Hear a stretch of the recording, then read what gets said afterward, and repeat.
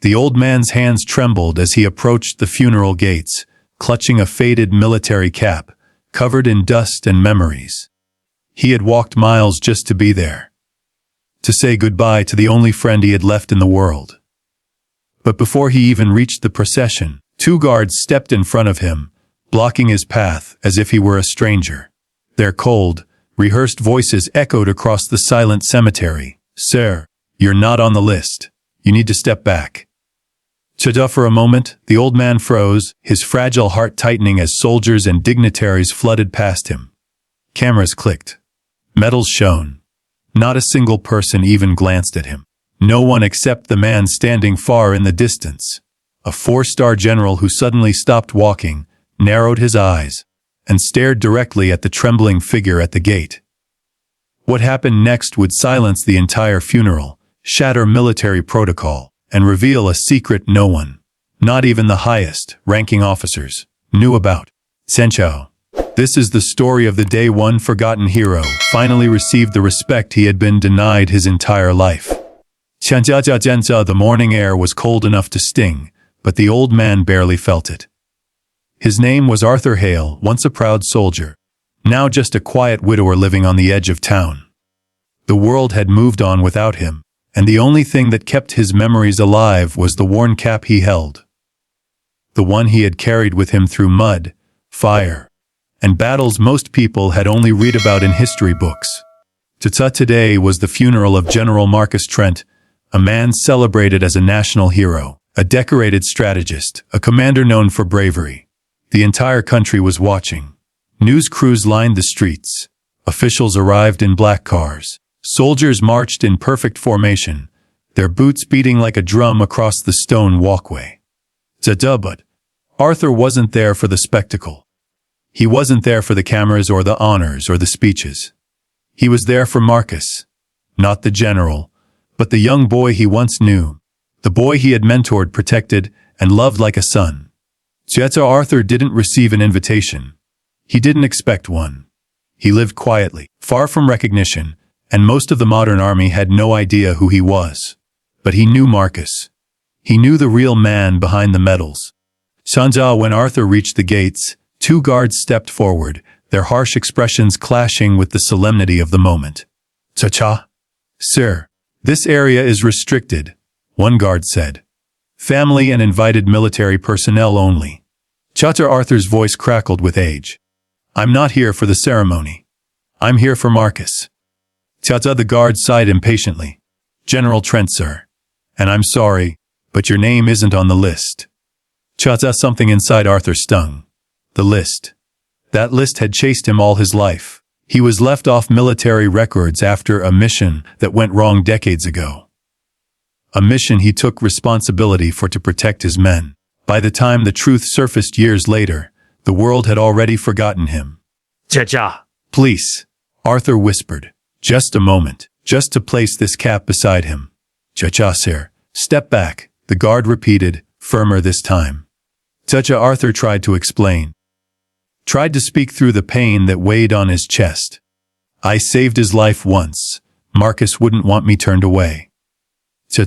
But before he could finish, the guard pushed him gently but firmly back. Arthur stumbled, losing his balance. The cap fell from his hand and dropped into the dirt. A few people glanced over. A senator, a reporter, a colonel. But no one intervened. No one cared. Not until footsteps suddenly stopped. Not until a commanding gaze locked onto the scene from across the grounds. Not until General Ethan Ward, one of the nation's highest-ranking officers, turned toward the commotion with a face that slowly shifted from confusion to recognition to disbelief. The funeral procession froze as the 4-star general stepped out of formation. Something was about to happen. Something no one expected. Serto and Arthur had no idea that the man walking toward him held the key to revealing a truth buried for almost 50 years. General Ethan Ward was not a man who broke protocol lightly. His entire career was built on discipline, precision, and unshakable composure. But when he saw the old man stumble, he felt a jolt of something he hadn't felt in years. Shock, memory, and guilt intertwining like a knot in his chest. Sato, he recognized that elderly figure. Not from a file. Not from a headline. But from stories whispered among veterans. Stories about a soldier who disappeared from the record books, but lived forever in the hearts of the men he saved. Satar Arthur Hale. Tata Ethan had heard Marcus speak his name countless times, in interviews, in late, night camp conversations, in private meetings when doors were closed. Marcus always said the same thing. If there's one man I owe my life to, it's Arthur Hale. If I ever die before him, make sure he's there. Cha-cha, and now the guards were turning him away. Duh. So the general marched directly toward them. His boots struck the ground with enough force to silence the crowd. Officers stiffened. The guards instinctively stepped aside, unsure of what they had done wrong, but suddenly terrified they had just insulted the wrong man. Tachar Arthur looked up at Ethan with confusion in his storm gray eyes. "Taja, sir, please," Arthur said softly, as though he were speaking to another guard. "Tja," but Ethan shook his head. His voice was deep, steady, but laced with emotion. "Mr.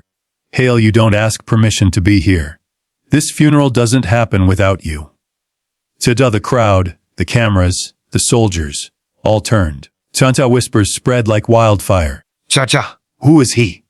Cha, why is the general talking to him? Cha, did we miss something?" Cha, Ethan didn't care. Cha, he bent down, picked up the dust, covered cap from the ground, brushed it carefully, and placed it gently back into Arthur's trembling hands.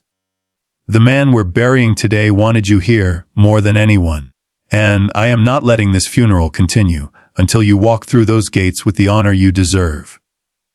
Tieta, the guards' faces went pale. Satar Arthur's eyes filled with tears, not because of the honor, but because someone still remembered. Teta Ethan extended his arm, but Arthur hesitated. "General, I don't belong here." Teta Ethan shook his head. "Marcus told me everything. He said you saved a whole unit when the rest of the world forgot. He said you gave up your career to protect younger soldiers.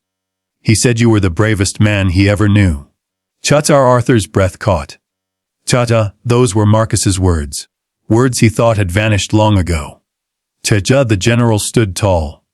Then he did something that made the entire funeral gasp. Tata, he saluted Arthur Hale. Teja, full formal salute. A salute given not to rank, but to a legacy. Teja, within seconds, the entire formation followed. Hundreds of soldiers raising their hands in unity, saluting the forgotten hero who had just stepped back into the pages of history. Tada Arthur tried to speak, but his voice broke under the weight of emotion. Ethan touched his shoulder gently. "Come. Let's take you to Marcus." Tachar together, they walked past the gates, past the medals, past the dignitaries, past the men who had once dismissed him. Sata Arthur placed his cap beside Marcus's casket and whispered, "I made it, son." Chada, and for the first time in decades, he felt seen, not as a name missing from a list, but as a man who finally received the honor he earned long ago. Cha.